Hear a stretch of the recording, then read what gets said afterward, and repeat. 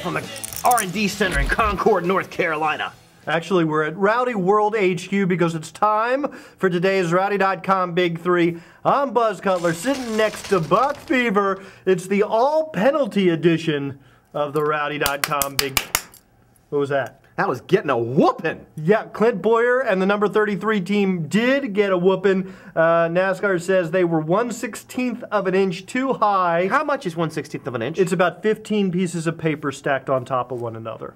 That's an advantage? It is an advantage when you're talking about downforce. Every little bit you get that spoiler higher into the air, you get that much more downforce.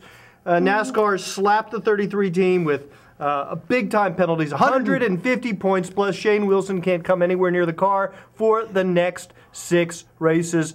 What does this do to Clint Bowyer and the number 33 team? Well, it hoses Clint Bowyer and the number 33 team because New Hampshire is his absolute best track in NASCAR, so he needed to go there and he needed to win. He did win. All of a sudden he gets all those points ripped out from underneath him. He's back in 12th position. I think his shot at a championship is gone. Yeah, he's 185 points back. Now, if you're Jimmy Johnson or Tony Stewart, maybe you can make up 185 points in 9 races. Doubt it, though. But if you're Clint Bowyer, it's not happening. Phoenix is really the only bright spot left for him on the circuit. Maybe Kansas because he gets that hometown vibe.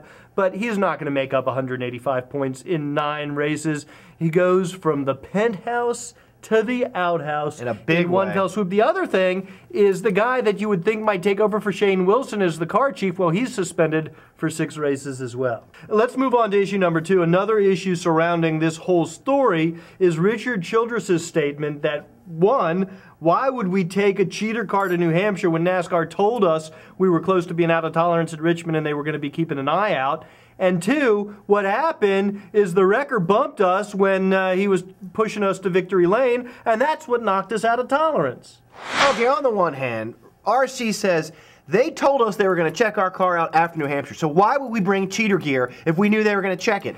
On the other hand, did the wrecker really bump the car in the one perfect location in order to increase height and thereby increase downforce? That's what the wrecker was able to zero in on that? Come on. Really?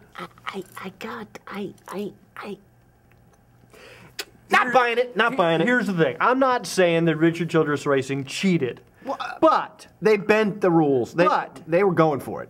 They could stare down NASCAR, and NASCAR wouldn't penalize them in the chase with these kind of implications. I think that anybody who's been watching the way things have gone over the past couple of years wouldn't really think they could stare down NASCAR. Wreckergate. The wrecker did it, man. The wrecker did it. That guy should be penalized. Whoever drove the wrecker should be penalized.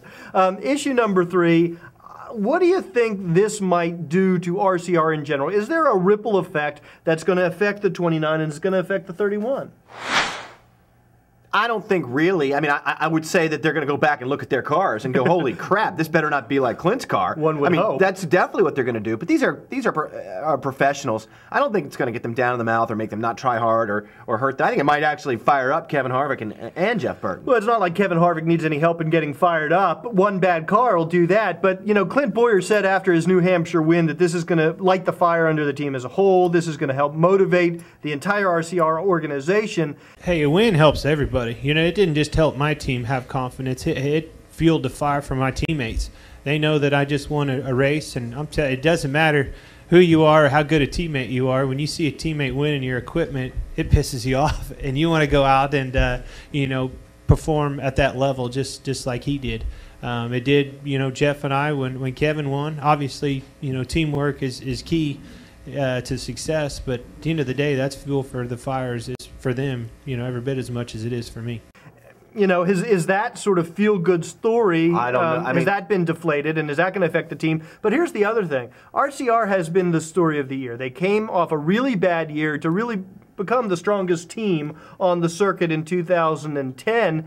Does this call all of that into question? And are people going to be looking askance at the performance of Kevin Harvick and at the performance of Jeff Burton throughout 2010? You just said yourself that it's not necessarily cheating. They were just pressing the envelope. But still, does this sort of put a little black rain cloud over all three cars? And people are saying, well, yeah, Kevin Harvick's been so strong because, well... For some people, yes, it will be that way. But I think Jeff Burton and Kevin Harvick will turn it into motivation. And I don't know Jeff Burton, but I bet you when the microphone... But you do know Kevin Harvick? Yeah, they were best buddies. When a microphone gets in front of Jeff Burton and someone brings up the term cheating, I think he will get really motivated, because that's the question. Are you guys cheating or are you not? And I think it'll motivate them, and they'll do just fine. We shall see. It'll be interesting to see how all this goes down at Dover. I have a little feeling that everybody in the RCR organization is going to be asked about this. Oh, and they're going to be a little bristly. Yeah, a little bristly. Kevin Harvick would never be bristly with the media. Not him. For Buck Fever, I'm Buzz Cutler. Make sure you tune into the Rowdy.com podcast. We're going to have the teleconference with John Darby and Robin Pemberton on. We're also going to have Dr. Deandra Leslie Pilecki, the NASCAR physicist, to talk to us about the advantage possibly gained by the 33. So check that out as well. Rowdy.com. Say it like it is. Say what like it is? Rowdy.com.